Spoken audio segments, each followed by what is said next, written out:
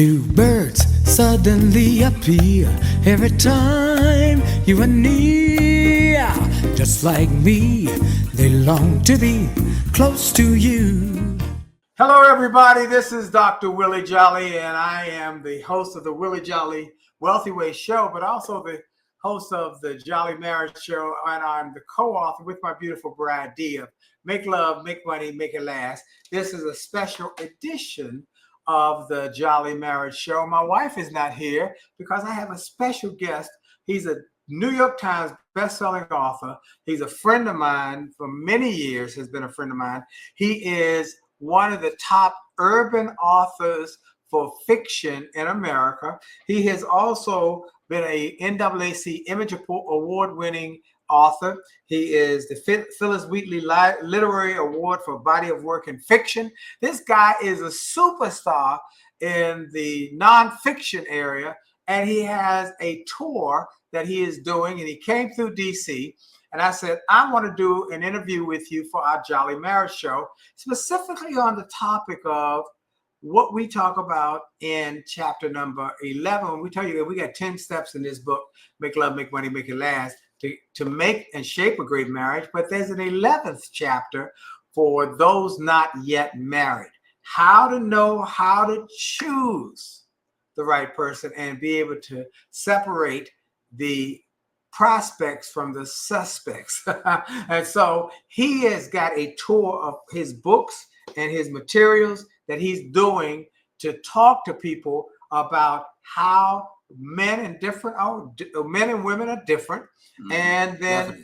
and then based on his writings over the years. So Omar Tyree, my brother, all right, it's a pleasure to have you on the Jolley Marriage Show with this special edition where my wife's not here, just the two of us guys, okay? Yeah. Now, Omar, you have written, oh my gosh, a lot of books. Yeah. Let's see. And not just urban either. I got a whole of science fiction, I got horror, I got science. And you were the writer for the autobiography of Mary Berry, too, right? Married for Life, nonfiction, poetry, everything. All right. I'm writing press releases, you know. Well, you started at Howard University working at the Capital Spotlight, and working as a journalist. Howard Hilltop, the Community News. You know, I had the diary refreshment. I transferred to Howard from Pittsburgh. Okay. I went to Pitt my first 2 years. I wanted to play football. Okay. You know, so I'm an athletic guy that got into writing because I was good at it. Storytelling, great memory, love movies, love stories, watching stories, not reading them, watching them. So when I went to the parties and I went to the clubs, or I went to a boxing match or had a football game or something crazy happened in the street, I was one that could watch everything happen and give you blow by blow details with all kind of sound effects, doing voices, all that kind of stuff. So I wasn't a storyteller through reading. I was a storyteller through experience in life. Wow. So it's different. Well, you obviously are a great writer. Yeah. Okay, you're a great writer. Yeah. He's written books including Fly Girl, For the Love of Money, Boss Lady, Poetry. These are just a few of his. I mean, he has a retinue of books. Yeah, Control last year it came out. And we grabbed that control. Everybody wants control. That's the book that came out last year. So yeah, I'm writing books that are meaningful. The series you just had up, Fly Girl, For the Love of Money, and Boss Lady, all one girl out of Philadelphia. And I wanted to show that elevation. Yeah, well, tell about that. Yeah. This is a series of book about a woman who starts as a. It didn't start off that way. I'm not in a series. I'm into individual stories, but this book, Fly Girl, became so popular about a girl that was extra ambitious, extra aggressive during the hip hop era of the 1980s, where guys started selling what I call illegal pharmaceuticals. Yes. So you had a whole lot of street guys, DC included, which had a guy that had a very popular name. When you get in trouble for doing that, a lot of times women see that, they want shopping sprees out of that. So when 80s, we had a whole lot of girls in Philadelphia, New Jersey, Detroit, New Orleans, everywhere, Atlanta, of course, DC and Baltimore, who were getting guys who going shopping sprees. So I wrote about that, but then she cleaned herself up for the love of money and did her own writing, went out to Hollywood. Then she became a boss lady. So those three books, so the Boss Lady is third. Yeah, it was so popular, I stayed with it. Wow. But it wasn't intended to do that when I first started. You know, I like to do original stories. But that Fly Girl story it grabbed the young urban women. So oh, strong. man. Let me tell you how first, folks, talking about grabbing an audience. That's what he has done. Right. My son, who now is 40, for all intents and purposes, he'll be 40 this summer. When he was in high school, he went to a prep school and he came home and said, Dad, there's this book a friend of mine at school gave me. And I started reading it. It's dynamite. It's by a guy named Omar Tyree. Yeah. And it's fantastic. And so that was, 20 years ago. Yeah. So you've been in the game for a long time. Yeah. All right. So let's talk about this tour and what you want to accomplish, particularly for people who are looking to create great relationships or get into to get a loving relationship. So you talk about, you need to understand, and from your research or from your writing or from your perspective, that there's a difference between men and women, and that there are 3 levels of energy, masculine energy, correct? So there's a high energy, there's a moderate energy, and a low energy. And you need to be mindful of that. Just like my wife and I talk about in some of our marriage events, the difference between being an extrovert and an introvert. You need to know how people are hardwired. And they're going to always be that. You can't make somebody who's a left-handed right-handed person right there with their right hand by slapping their wrist. That's how they're wired. They're lefties. Okay. And so knowing that now, how do we help more people say, that is my mate? I need to understand that's how they're hardwired. So first you talk about masculine energy. It's ambitious, it's dominant, it's urgent. Well, that's level number 1. Number one. That's not everybody. I know. I'm saying that's the one energy. Level number 1. High energy, and they're red-blooded. They go.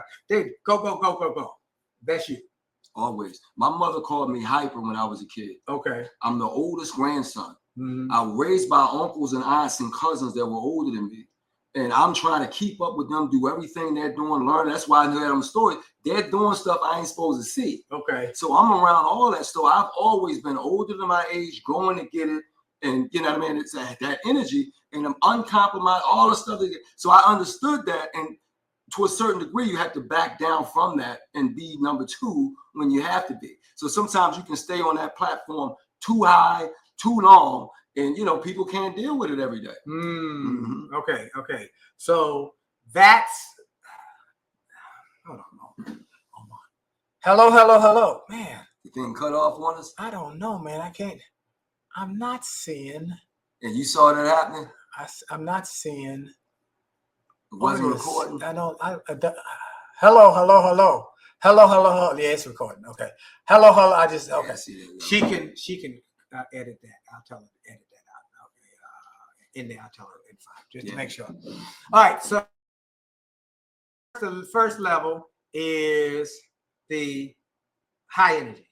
Second level is moderate. Tell us about that. Right.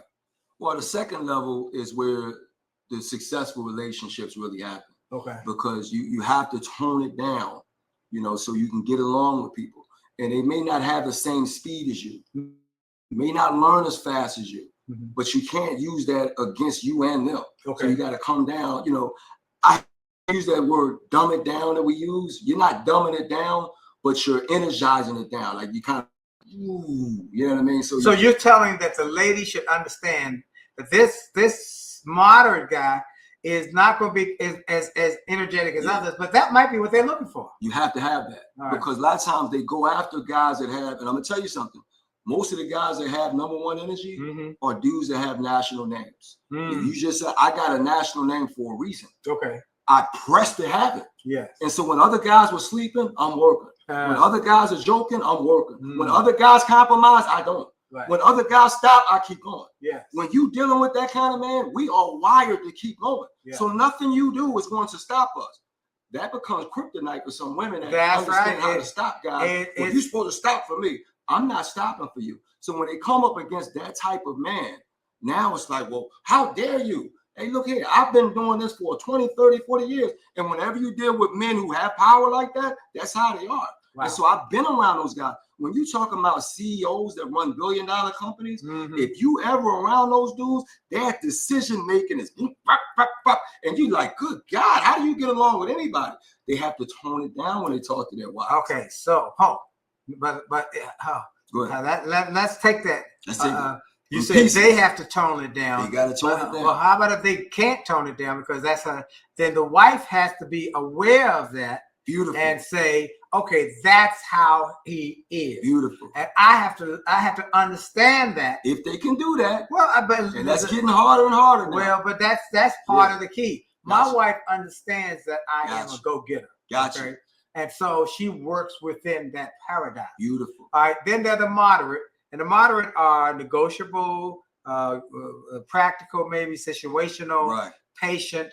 But then there's a third level, which are the low energy. Yeah. And they tend to be recessive. They tend to be hesitant. They tend to be. I don't know if this is going to work. What should I do? What should they always asking people? What should I do? What are you thinking? And I told you last week. I told you yesterday. I told you, but I still trying to figure it.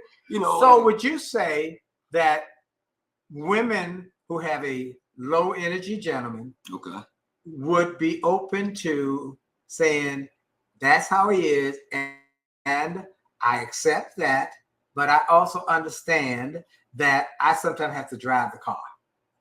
Well, you got a lot of women that are getting rid of guys right now because they have higher energy than the guys, and if they have degrees and they have ambition, that's what's going on right now.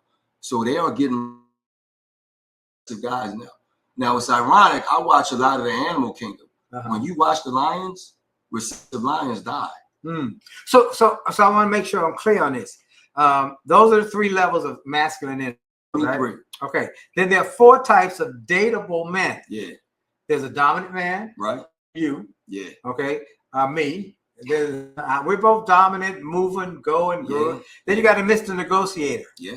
Okay. A Mr. Negotiator is the man who will instinctively read the temperament of everyone in the room, determine how he needs to operate in it. He's always studying, and then he's changing and transforming. That's why he can work with them. Okay, what do you want to? But you have to respect that man. So the last point, when women disrespect them, he's thinking, I already opened up myself for you, and you're going to disrespect. So that's what I would never get. Those guys are heavy on disrespect because they feel like which is already opened up for you. All right, so let me talk about that for a moment, because we talked about, and we'll get back to this, that men in our book, we say men need 2 things and women need 2 things. Women need intimacy and security. Intimacy, which is not always sex.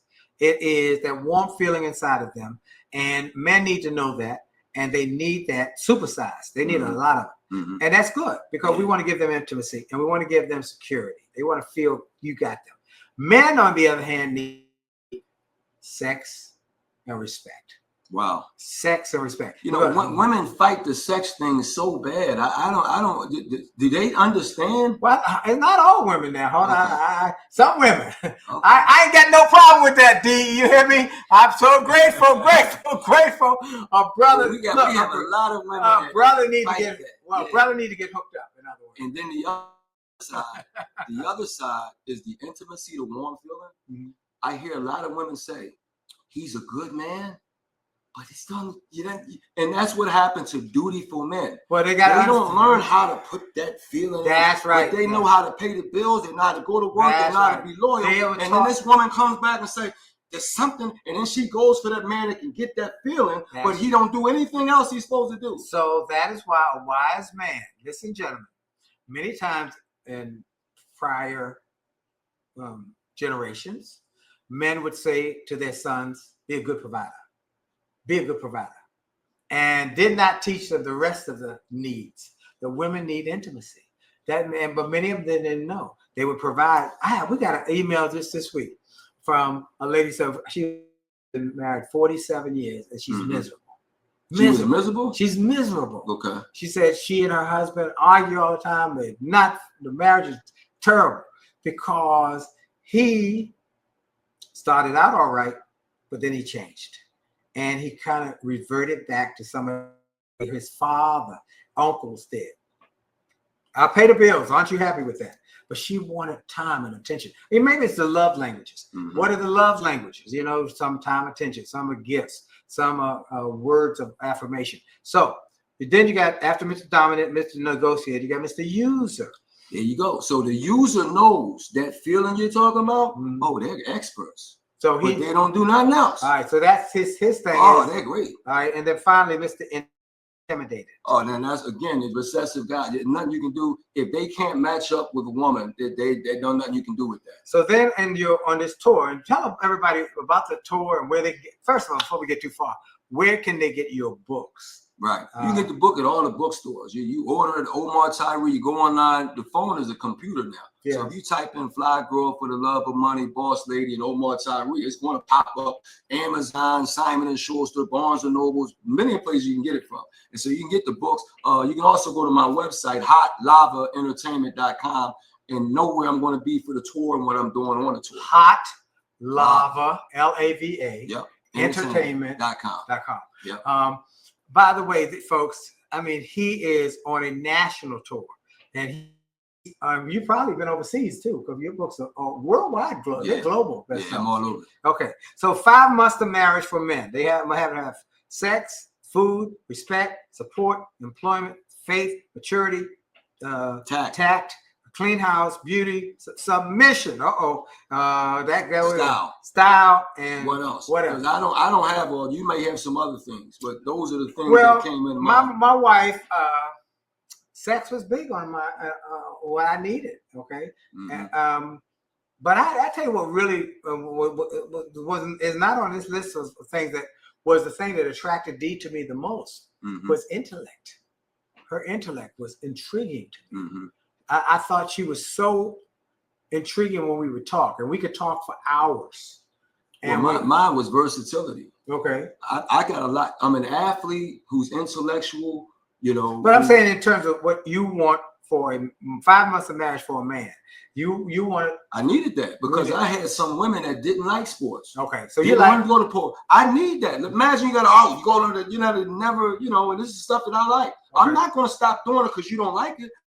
Now we have a separation. So for me, that was important because I had a lot of women that didn't like stuff that I liked. Okay, 5 months for women, and those are in his tours: income, looks, swag, education, purpose, strength, character, honesty, bedroom skills, protection, consistency. What else? I didn't have intimacy in there. So you didn't have intimacy, but you taught me that whole, and that's important because that's a lot of women that's with dutiful men, 47 years of marriage. Yeah. He did what he's supposed to do, the way he was taught from his father, but he didn't implant this feeling, the emotional feeling. And that's the thing where how do we get to if we have not been raised that way as men? Because that's the thing that's missing for a lot of good men. And women say that he's a good man, but the is coming. You know it's coming. Yeah. He's a good man. But and it's based on that feeling that you're talking about with intimacy. So I have to figure that out. How do we get intimacy if we've been trained to handle your business? Man, be a man. State what you state. Do what you look a man in his eyes when you talk to him. All the manhood tenements, none of them are make a woman feel warm and fuzzy anymore. None of us taught us that. Right. Now the playboys, the users, they know the pimps. They know the set head game, the heart game. But do you want those kind of guys? So it's a thing that I'm still learning. We are still learning. Okay. And so then there are the 5 types of dateable. Yeah, we went through that. And then the 3 levels of masculinity. But those are the 5 core elements. Number 1 are the facts. What are the facts that we have out here that are incorrect, that need to be corrected? Number 2, I'm always pushing literacy because we're book writers and readers. And I'm also pushing understanding. We need to understand these things. So since I understand men, I'm talking about men. I want women to allow me to understand them on tour. We had a great event last night at the MLK Library in DC, and the women started to talk to us. And one woman had a great comment. She said, you know what? I'm the first to graduate from college in my household, and I have a degree in X, Y, and Z. And she says, sometimes I get around men, and just because I'm a woman, they think I automatically don't know things. And so I have to battle them to let them know that I went to school and I want to prove myself. And I thought about that and said, wow, when we think about the combative woman, how many times they're disrespected because somebody thinks they don't know, and this person may have a PhD. You know what I mean? So that would make a person combative. It would make you and me combative. Yeah, there's things that will make you, and particularly make men more agitated. Okay, With me, women are agitated too in that situation. So you have this trilogy. It's 5 parts, isn't it? Yes, 5 books. Those are 4. No, it's 3 books. And there, Control. I have Control. That's right. And poetry. And poetry. Yeah. Okay, here's the poetry and Control. And now you also have been sharing your story with people who are in relationships to help them get better, stronger. One of the things you're very big on, and I told you we're going to go back to submission, because I'm on a Bible study with Coach Tony Dungy. And Tony Dungy, yeah. Good guy. Indianapolis Colts, Pittsburgh Steelers, Tampa Bay Buccaneers. Yes, sir. And Tony and his wife have been married like 49 years or so. And they went through a suicide from one of their sons. That's right. One of their sons. That was real, yeah. And so Tony talks about the word submission, that it has, and he reads the scripture about that, and says it has been taken out of context, because he said if you do the Greek version, go back to the Greek of what the word actually means, submission means that I'm willing to be a partner with us working together.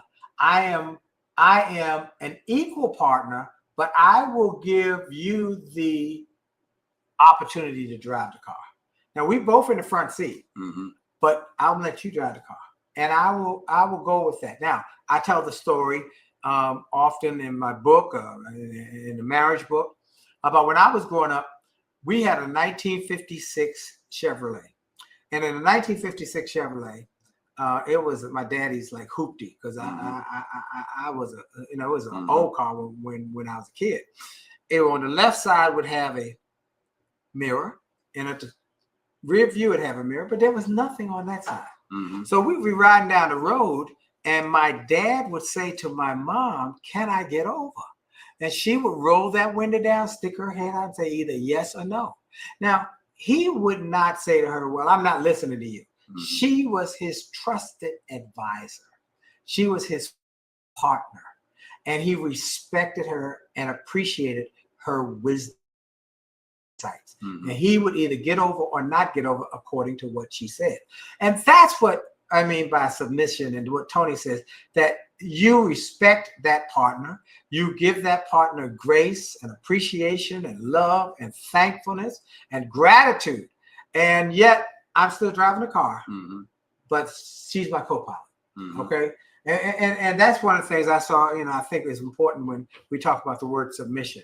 So in your program, you talk about all of these factors. Now, of these things that you research, things that you interview, things that or just things in your life experience. So how did you come to this list? Well, I'm 56 years old, and I've always thought very deeply.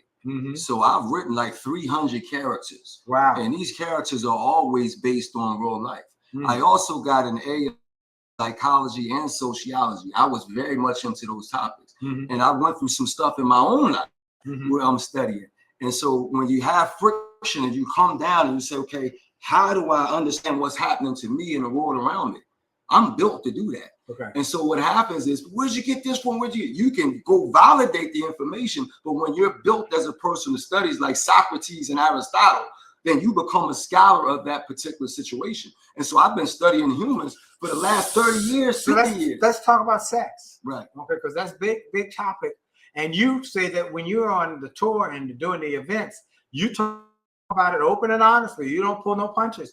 And the fact that you say to women, you've got to understand women how important sex is to men. And some women do not understand. No. And they do not appreciate that need. They say, I'm tired. I got a headache. Yeah. And that doesn't work, does it? Yeah. Well, it doesn't work for the man because he's still, That's what I'm saying for the man. We have energy with testosterone. Yes. They got something out called Viagra now. That's not created for no reason. That was very important to make sure the man is still excited because it's very important. I've been telling women since I was 17, if a man's genitalia is not excited, there is nothing going on, because there's nothing you can do with the thing that's just flopping and flopping. No, so that Viagra is that important, right? For not just for men, but for the whole universe to have children, unless you're gonna do all test tube babies. But for a woman, she can be dead asleep and still get pregnant and demand. So that's how important it is. And women can battle and argue with that. There is no argument. That testosterone is very important. But when it's unused and it's just sitting there, oh, it can go crazy. Okay, so what we want to do is, in the last 2 minutes we got in the interview, I want you to tell people why they need to get the combination, why they... Well, the fly girl, we need to understand the ambition and acceleration of the female mind. I wrote that, 20, 30 years ago, where everybody became more aggressive. I think Madonna had Material Girl in the Material World. Right. That's the 1980s song. Right. Okay, so the glamorous life, 1980s. And so we all wanted it. And so we have to understand that ambition. And then for the love of money, women are now counting 6 figures, 7 figures. They're talking about it all the time now. What if that guy doesn't make that? But can you be happy without so that distress for money is another issue. And the boss lady, I'm the boss now. When I wrote that book, came out in 2005, Oprah Winfrey was the boss, of course. Diana Ross, we always call her the boss because there's symmetry with her name. And then Aretha Franklin. Outside of them three, you wasn't calling women the boss. Now, every young woman that got a job as a CEO, a rapper, a female athlete, they bosses now. And so now we're in a new situation with women where we have to understand how they elevated and how they're evolving so we can understand how we can need to deal with them now. How we respond to the new situation of elevation of the new woman, and love it and appreciate it. So this is a show that is for people who are not yet married, focused on that. There is of every race, color, creed, and ethnicity, that we want to help everybody to have greater achievement and success in their relationships. We want to encourage you to go to Hot Lava Entertainment. Hot Lava Entertainment. You can order the books anyway, as long as you know the name, Omar Tyree. Tyree. Right. Tyr, Omar, Omar. Look them up.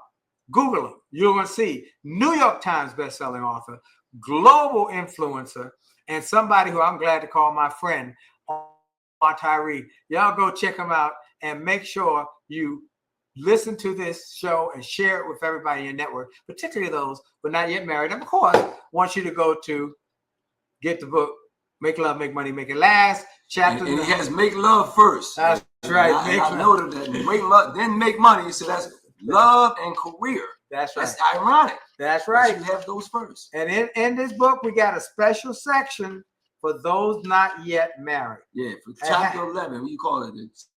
Section 11? This is chapter 11, but the one about sex is sex, headaches, and other lies. Okay. Don't he has that in the book. That's right. Don't get that lie. You got a headache, because it does not help. All right, folks, we got to go. Our time is up. This is Dr. Willie Jolley on the Willie Jolley Wealthy Ways Show and for the Jolley Marriage Show. My wife is off today because I got my special friend, Omar Tyree, to be my special guest. We'll see you next Monday night, 9 o'clock Eastern, and have a great week. We go out with the music from my jazz album, Close to You. God bless y'all.